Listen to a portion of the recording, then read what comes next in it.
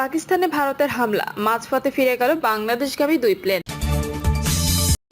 এদিকে ভারতে পাল্টা হামলা চালাচ্ছে পাকিস্তান। জানবো 5ই আগস্ট পতনের পরবর্তী রাজনীতি, হাসিনার ফুলে ফের খাদে আওয়ামী লীগ।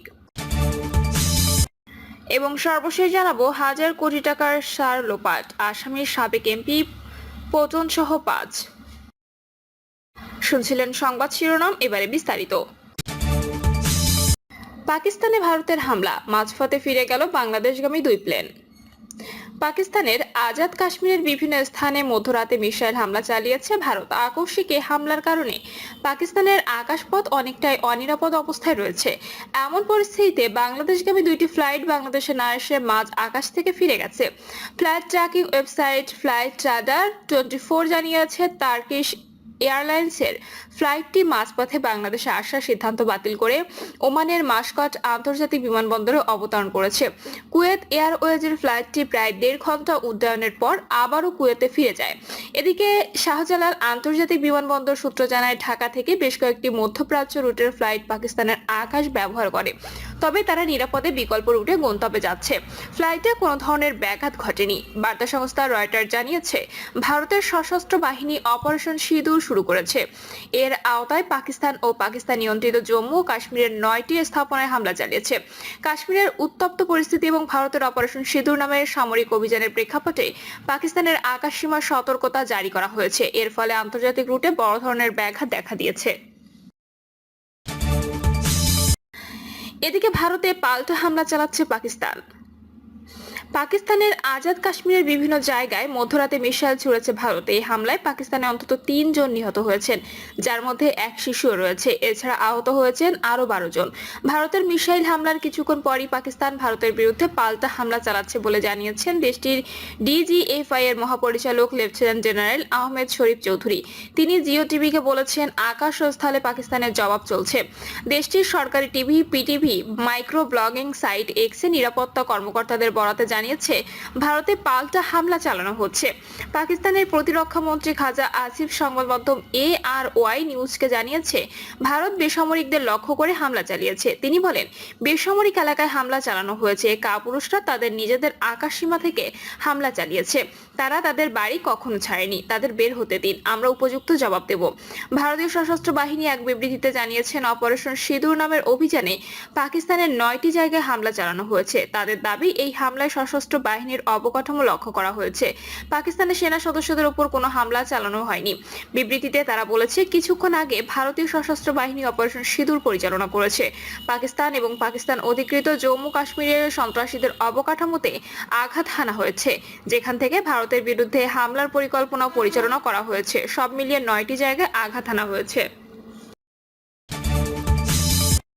5ই আগস্ট পতনের পরবর্তী রাজনীতি, হাসিনার ফুলে ফের খাদে আওয়ামী লীগ। শেখ হাসিনার একের পর এক ভুল সিদ্ধান্ত, চরম দাম্ভিকতা এবং ক্ষমতালোভী স্বৈরশাসনের কারণে আওয়ামী লীগ ধ্বংসের দ্বারপ্রান্তে পৌঁছে গেছে। এসব কারণে সাবেক প্রধানমন্ত্রী 5ই আগস্ট গণঅভ্যুত্থানের মুখে দেশ ছাড়তে বাধ্য হন। একই সঙ্গে আওয়ামী লীগকেও পলাতক বলে পরিণত করেন, কিন্তু ভারতে পালিয়ে গিয়েও তিনি ক্ষান্ত হননি। অব্যাহতভাবে দেশে থাকা নেতাকর্মীদের উস্কানি দিয়ে যাচ্ছেন। শেখ হাসিনার নির্দেশে ঝটিকা মিছিলের নামে মাঠে নামতে গিয়ে এখন নতুন করে বিপাকে পড়েছে হাজার হাজার নেতাকর্মী। এতদিন যারা নানা কৌশল অবলম্বন করে এলাকায় কোনো মতে টিকে ছিলেন, তারাও এখন দৌড়ের মধ্যে আছেন। ইতিমধ্যে সারা দেশে অনেকে গ্রেপ্তার হয়েছেন। বিশ্লেষকরা বলছেন, শেখ হাসিনা নতুন ভুলে খাদের কিনারে থাকা আওয়ামী লীগ এখন একেবারে খাদের মধ্যে পড়ে গেছে। এসব কারণে দলের বিভিন্ন পর্যায়ে নেতাকর্মীরাও শেখ হাসিনার প্রতি এখন চরম ক্ষুব্ধ। যারা মনে করেছিলেন সত্যি শেখ হাসিনা দেশে ফিরে আসতে পারবেন, আওয়ামী লীগ এভাবে ঝটিকা মিছিলের মধ্য দিয়ে দ্রুত রাজনীতিতে ফিরতে পারবে, তাদের সে আশা পুরোপুরি ভেস্তে গেছে। তাই শেখ হাসিনা এবং পরিবারের সদস্যদের সুবিধার জন্য কেউ আর রাজপথে নামবে না। এছাড়া বিদেশে পলাতক থেকে দলের যেসব গডফাদার উস্কানি দিচ্ছেন, তাদেরও তারা ফাইনালি লাল কার্ড দেখিয়ে দিয়েছে। জানতে চাইলে সিনিয়র সাংবাদিক মাসুদ কামাল বলেন, শেখ হাসিনা বা তার দলের শীর্ষ নেতাদের পক্ষ থেকে যে কর্মসূচির আহ্বান আসছে, তা ভালো কি মন্দ, ঠিক না ভুল, সেটা আওয়ামী লীগের রাজনীতি। তারা তাদের মতো রাজনীতি করবে এবং তারা সেটা করতে পারে। আমি সাধারণ নাগরিক হিসেবে মনে করি আওয়ামী লীগে যারা দেশ ছেড়ে পালিয়েছে তারা নিজেরাও জানে তারা প্রচুর অপরাধ করেছে, এর বিচার হলে তাদের সাজা ভোগ করতে হবে এটাও তারা জানে। তিনি আরো বলেন, আওয়ামী লীগের পালিয়ে যাওয়া এই লোকের সংখ্যা খুব বেশি হলে 10,000, কিন্তু সারা দেশে তাদের নেতাকর্মী তো আরো অনেক বেশি। বাকিরা দেশে আছে, কেউ জেলে আছে, কেউ পালিয়ে আছে, কেউ আবার স্বাভাবিক জীবনযাপন করছে। যারা পালিয়েছে তারা মূলত দুর্নীতিগ্রস্ত অপরাধী, তারা আবার রাজনীতিতে নিজেদের পুনর্বাসিত করার জন্য অনেক কিছুই করবে। তারা কর্মসূচি দেবে, কর্মসূচির পেছনে টাকা ঢালবে, প্রয়োজনে তারা সন্ত্রাসী কর্মকাণ্ড পরিচালনা করবে। প্রতিটা বিপ্লব ও গণ অভ্যুত্থানের পর পরাজিত শক্তিরা এগুলো করে, এটা নতুন নয়, এটা তাদের রাজনীতি। কিন্তু এখানে আওয়ামী লীগের নেতাকর্মীদের সিদ্ধান্ত নিতে হবে তারা এই ধরনের করাপট লিডারশিপের পেছনে থাকবে নাকি নিজেরাই বিকল্প লিডারশিপ গড়ে তুলবে। আওয়ামী লীগের কর্মসূচি ও মাঠে নামা প্রসঙ্গে রাজনৈতিক বিশ্লেষক ও নির্বাচন ব্যবস্থা সংস্কার কমিশনের সদস্য ডক্টর জাহেদুর রহমান বলেন, আমি ঠিক জানি না এখানে আওয়ামী লীগের লোকজন কতটা ছিল, কারণ তাদের দলের জেলা ও থানা পর্যায়ের পদে থাকা বেশিরভাগই দেশে নেই। ফলে আমার ধারণা এরা দল করা লোক নয়, টাকা দিয়ে মাঠে নামানো হয়েছে। এটা তারা করতে চাইছে এজন্য যে কোনো রাজনৈতিক দল তাদের থামাবে বা সরকার তাদের বিরুদ্ধে লিগ্যাল অ্যাকশন নেবে। এরপর আওয়ামী লীগ গ্লোবালি প্রেজেন্ট করবে যে তারা তো নিষিদ্ধ দল না, ফলে নিষিদ্ধ করার আগ পর্যন্ত কর্মসূচি পালনের সাংবিধানিক অধিকার তাদের রয়েছে। এটা দেখানোর জন্য নেতারা বাইরে নিরাপদে বসে থাকে এগুলো করাচ্ছে।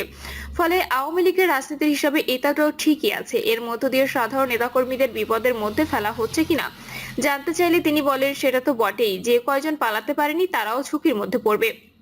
যারা খুব বেশি ক্রাইম করেনি তাদের সঙ্গে এক ধরনের রিকনসিলেশন হয়েছিল, এটার কারণে দেখা যাবে তারাও পাল্টা ঝুঁকির মধ্যে পড়ে যাবে। শেখ হাসিনা তো নেতাকর্মীদের ফেলে পালিয়ে গিয়েছিলেন।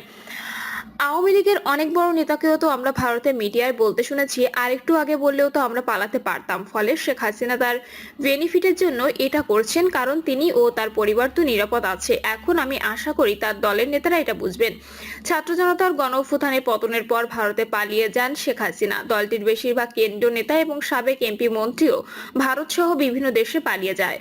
যারা দেশে আছেন তাদের অনেকেই জেলে, অনেকেই দিয়ে দিয়েছেন গা ঢাকা। এদিকে 5ই আগস্ট শেখ হাসিনা পালিয়ে যাওয়ার আগেই শেখ পরিবারের সদস্য ও আত্মীয়রা দেশ ছাড়ে, যা রহস্যজনক। অনেকে মনে করেন শেখ হাসিনা এমন পরিস্থিতি আগে জানতে পেরেছিলেন, এজন্য শেখ পরিবারের সবাইকে নিয়ে আগেই বিদেশে পার করে দেন। গত বছরের সেপ্টেম্বরে শেখ হাসিনার একটি ফোন আলাপ ছড়িয়ে পড়ে সামাজিক মাধ্যমে। সেখানে তানভীর নামে যুক্তরাজ্য প্রবাসী এক আওয়ামী লীগ নেতার সঙ্গে কথা বলেন তিনি। ফোন আলাপে নিজেকে প্রধানমন্ত্রী দাবি করেন হাসিনা, এছাড়াও খুব দ্রুত দেশে ফিরবেন বলে জানান।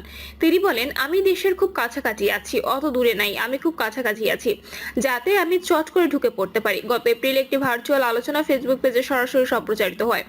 1 ঘন্টার বেশি সময় ধরে চলা ওই আলোচনা পর্বে দলীয় কর্মী সমর্থকদের সমস্যার কথা শোনেন শেখ হাসিনা।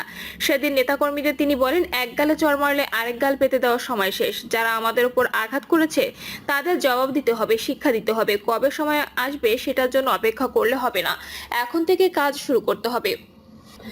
এই মাসে আরেকটি বক্তব্যে তিনি নেতাকর্মীদের মাঠে নামার নির্দেশনা দিয়ে বলেন, যে যেখানে আছো তুমি সেখানকার নেতা, কারণ নির্দেশের অপেক্ষায় থাকা দরকার নেই। এর আগে তার বক্তব্যে জের ধরে ধানমন্ডি 32 নম্বরে ভাঙচুর শুরু হয়। ওই সময় ধানমন্ডি 32 নম্বরের পাশাপাশি সুধা সদন সহ ঢাকা সহ সারা দেশে আওয়ামী লীগের আরো অনেক নেতার বাড়ি হামলা, ভাঙচুর ও লুটপাট করা হয়। নাম প্রকাশে অনিচ্ছুক আওয়ামী লীগের বিভিন্ন পর্যায়ের বেশ কয়েকজন নেতা জানান, শেখ হাসিনার বক্তব্যের সাধারণ নেতাকর্মীরা অনেকে আবেগপ্রবণ হয়ে মাঠে নামেন, মিছিল করে তার ছবি এবং ভিডিও পাঠায় হাইকমান্ডের কাছে। সেগুলো আওয়ামী লীগ তাদের দলের ভেরিফাইড ফেসবুক পেজে আপলোড দেওয়া হয়। এভাবে তারা দলের নেতাকর্মীদের উৎসাহিত করার চেষ্টা চালাচ্ছে। এছাড়া ঢাকার বাইরেও বেশ কিছু ঝটিকা মিছিল বের করে আওয়ামী লীগ ও সহযোগী সংগঠন।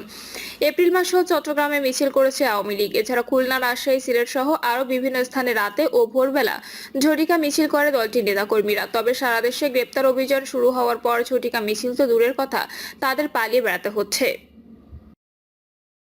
প্রিয় দর্শক, এই ছিল এখনকার সর্বশেষ সংবাদ। আপডেট সব সংবাদ পেতে চ্যানেলটি সাবস্ক্রাইব করে বেল আইকনটি ক্লিক করে রাখুন।